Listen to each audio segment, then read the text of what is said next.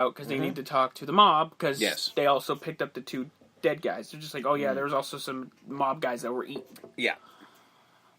We see clearly Eddie Murphy as Guido, low-time crook, getting kicked out of the restaurant by the rest of the mob. Yeah. Because he's just like, you're low level, get out of here, Guido. Mm-hmm. Guido then runs into Max and Julius. He tries to rob them. Yeah. Max eats him.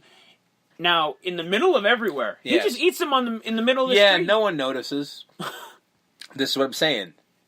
A ship with dead bodies in it, not the biggest deal if nobody notices when a guy gets eaten on the streets of Brooklyn. Although it probably wasn't the streets of Brooklyn because of where they were filming. So Rita and Justice go see the mob boss, talk about, like, hey, what happened to your boys? And they're just like, what do you mean? Like, yeah. I don't know. It's just the rules, right? Yeah. You don't talk about it. Snitches get stitches. So Guido comes back in. Yeah. Now, Max as Guido. Eddie Murphy. Fully. Yes. And he takes... he takes her hostage with a gun, a small gun. Yeah. And then goes, okay, everyone put your weapons on the floor. And, like, the mob puts, like... The mob. The ones who kill people on a daily basis give a shit about this chick for... A cop. Plot reasons. By the way, a police officer. Yeah, they're really not going to give a shit. And more comedy ensues because they throw out, like, a cartoonishly amount of weapons. At one and there's point some in swords time, and knives. There is a sword that fit in with Aladdin. Like one of those, like, curved swords that are, like Arab in nature. I don't know what they're called. I think it's a scimitar. Scimitar? Yeah, okay. So that's what I'm talking about. Like, that's what you see on the ground. And even he's just like, oh, that's shit, a lot. That's it? Like, he's freaking out. And I'm like, dude, this goes into, like, just like the Preacher Polly scene, this series is here for storyline purposes because he gets her favorite wine, her favorite kind of pasta, because we use that later on. He's using it to learn what she likes. I mean, again... The comedy's decent. It's pretty entertaining what he's doing, but you're just like, it doesn't work. Because it's not the rest of the movie. No. If this was in the rest of the movie? Yeah. If this was throughout, then it would have been alright because you realize you're watching a horror comedy. This is a horror movie that's trying to be a comedy now, like halfway through the flick. And then you're just like, what are you doing? Because we're done here. Yeah. After this scene, all comedy we're done with goes the comedy away. part. Yeah. I mean, aside from Julius being Julius, which is fine in any horror film, it's just the comedy scenes are done. We have 2 comedy scenes back to back, and then the comedy's over, and you're just like, what the fuck did I just see? Like, it's out of nowhere, it comes and it goes, and you're just like, well, that happened. So they bring in Guido, they arrest him, they bring him in. Yeah. And he drives a further rift between Justice and Rita by going like, didn't I see you in the titty bar last week? And you were talking about that girl Nikki. I love how they're listening to this asshole. Like, yeah, you fucked her. You said you fucked. Like he's doing Rita, he's doing like a kind of shitty Robert De Niro impersonation. He's. I mean, I do fuck bad. It's really bad Italian stereotype. Yeah, it's so strange because, like, they're listening.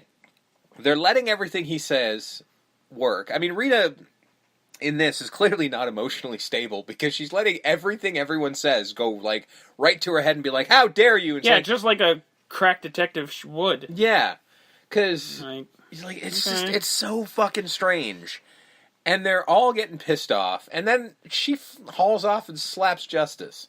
And gets suspended immediately. And I'm like, that wouldn't know. Like, I know, I've never been a cop. She gets pulled into the office, and you're suspended for 3 days. For slapping a guy? Gun and badge right now, over something personal? I don't think that would happen as a cop. I really don't think he would, especially because he'd go in there and just be like, no, we're good. It's fine. It's over. Done. So an officer grabs Guido, Earl Brown, from Scream.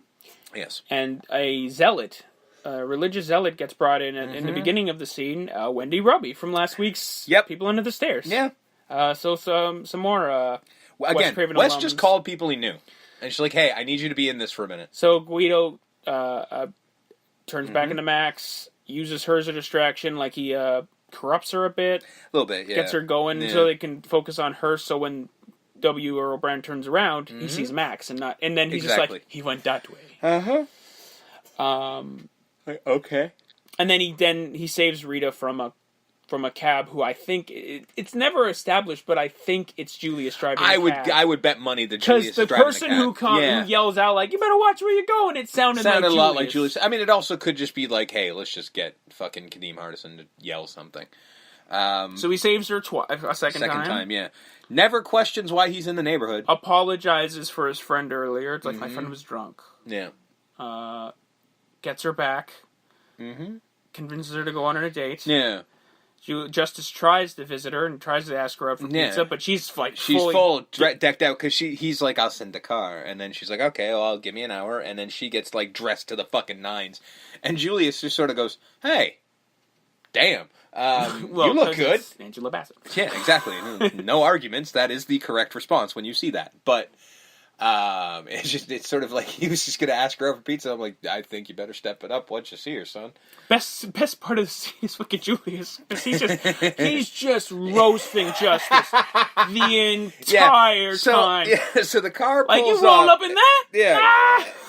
The best thing he fucking says is he's like, I wanted to ask you out for pizza, and he just goes, "There ain't no pizza place around here. You fucking lying." You know who's in this fucking car? Get the fuck out of here. Come on, Miss Rita, let's go. That is so fucking good. This is the comedy you're supposed to have in a horror movie. Enjoy your dinner. And then he drives away. Like, that is the comedy you're supposed to have. Not scenes. You have this moment. But... So, brings her up to the apartment, which Max has transformed into, like, I love it. The rest of the building is just a shithole. Just a complete dive shithole. You get down to the hall, open the door, and it's this fucking magnificent palatial estate. And this is where the return of the voiceover that hadn't happened until this moment finally comes again, and you're like, what the fuck is that? And he covers it up by being like, they were a little early. If they'd shown up 5 minutes earlier, they would have seen it looking like a hellhole. I used every spell I had to transform his shitty apartment into something. And I'm like, oh, I guess they're covering it up, but the voiceover hadn't been here. We're an hour in. The voiceover shouldn't come back. No. That is bad. So makes her favorite. I made pasta. It was her favorite. Yeah. Red wine. It's the only kind I drink. Mm-hmm. Has a painting of someone who she loves. It's the original. Yeah. Because that's where you keep it, in that shithole apartment. Yeah, she doesn't know because she can't see it. Well, no, she saw the shithole outside. No, he explains it away. Yeah, I do like the explanation, like, I'm sorry about the rest of the building, I just bought it. Yeah, okay. That makes sense. But what doesn't make sense, though, is like, well, you just bought it, but why'd you work on this one... Well, he's got to live somewhere. I guess fix your shit, and then you get everybody else. And then you get everyone else. Yeah, but then at the same time, if you bought the building, you're a fucking slumlord, you asshole. So you should probably fix everyone else's first and go live somewhere else. But what do I know? So he gets her. They dance, and it cuts away with her, like, she got bit. She getting bitten. Yeah. Well, no, he goes to her neck, and then we sort of, like, that's when the camera pans away. I'm like, because this is the sex scene, and we can't look at it. I'm assuming that they had sex. No. No? I don't think so. I think they'd be bitter, and I'm pretty confident by that point I'm going to assume she's unconscious. Okay, fair enough. You know. Justice visits with Julius X, because he's got a lead on Julius. Yeah. Because he's assuming, well... this Julius character looks shady. And I'm like, well, he's missing a hand. Yeah, we forgot to mention a great scene where he loses a fucking hand. And I guess because that's the beginning. Yeah. Like, that's the first thing that goes is his hand. Then his ear goes. And I guess at this point, John Witherspoon's cool with everything because he's like, he's got the dropsies. Clearly this is fucked up. And he's like, well, you got the dropsies. You lost a hand, son. I'm like, you're not freaked out by this? You better check your dick. Yeah, and then he does, which, good on him. That's the although first he's just like, that'd be a little problem. He calls him a little dick. Oh. Again, the tone is so fucking strange because John Witherspoon's just cool with everything now. He's like, yeah, no, it's cool. You just lost a hand just randomly, but that's cool. So Max takes Rita. Mm-hmm. Justice and Silas, he's just like, yeah, she's gone. Yeah, she's left, sorry. And she left bow-legged. Yeah. Because that's where I'm assuming... Yeah, but... he might not. She might have just left in the morning and stumbled out because she just woke up from being turned into a vampire. From what I hear, that's not a very easy process. And they find Nikki. Yeah. They're just like, yeah, Detective Justice, there's a body. Mm-hmm. And they look up, and it's Nikki, and then they go to a painting because Rita paints. And it's just like, Jesus, just like the painting. Yeah. Oh, no, her other paintings of, like, her because they see another painting later on with her kissing Max. Oh my god! I think I figured out why they wrote Nikki the way they did into the script. The Prince song, "Darling Nikki." You think? Think about the song. Think about the opening lyrics. I mean, I wouldn't put it past them because fucking Charlie Murphy and Eddie Murphy were boys with Prince. She was a sex fiend. You know? Game. Blouses. Just saying. Well, Prince did make them pancakes, so, I mean...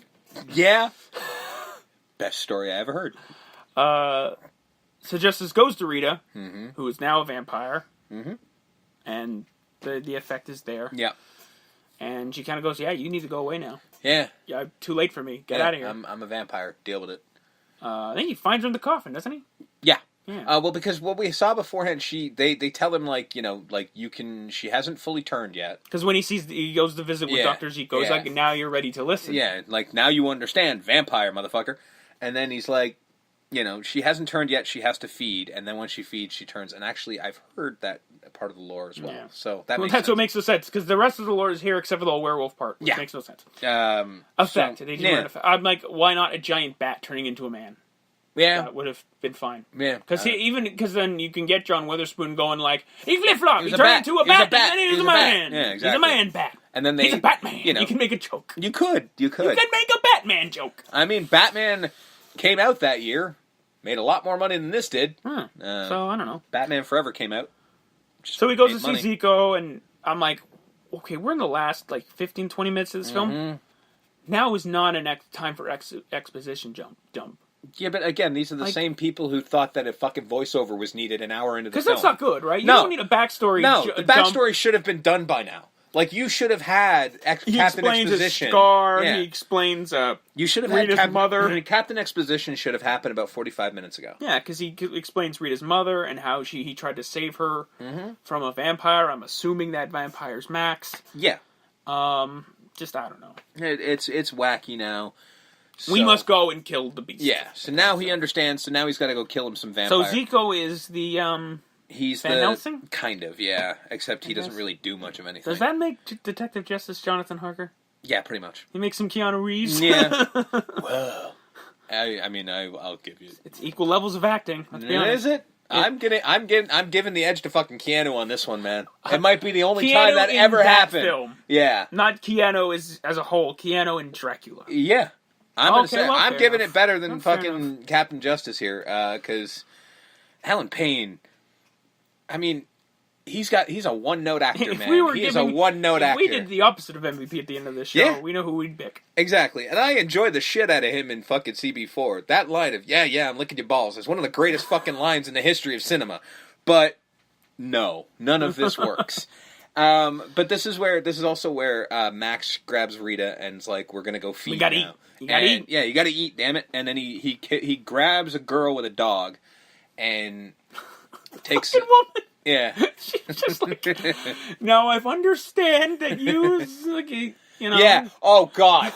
Oh, I forgot about that so loud. This is how you do comedy in this. Because he basically goes, and she's like thinking that he's trying to rob her, and she's just like, I understand the plight of the black man. I'm like, oh my God, this is the greatest fucking thing I've ever seen. And he's like, I bet. This is fucking hilarious. Because I'm like, we've all met him, haven't we? Yeah, rich white woman trying to tell the black man how it is. That's genius. That is absolutely fucking genius. And now I know you're probably just a product of your environment. Oh my God, this was so good. And he plays into it. He's like, yes, it is. And then he bites her. Yeah, and which I'm just like, can't she have her own fucking meal? Like, she gotta have your seconds. Your sloppy seconds. Motherfucker. Hey man, did you wipe that shit off? God damn. So Rita's like, no! Yeah, she... fucking overacts. She's really out of it. Yeah, she kind of... Like, when she turns into a vampire, Angela Bassett just fucking starts taking Barry Bonds, like, swings at the fences. She does. Just like Mark McGuire in his heyday, just... No! I mean... I'm never gonna be one of you! Just running into the... Like, going like crazy arms into the bushes. Like, no! She stops trying to eat fucking people and starts chewing the scenery. She's doing some acting. She makes some choices. Runs to the church, which she doesn't turn into fire. I'm like, no, well, again, maybe she's not a full vampire, although she is evil, so I wouldn't really... Although she's not evil, I guess, yet, because she hasn't... I don't know. It doesn't make any sense, because Julius technically isn't evil either. But so the gang's all here. Yeah.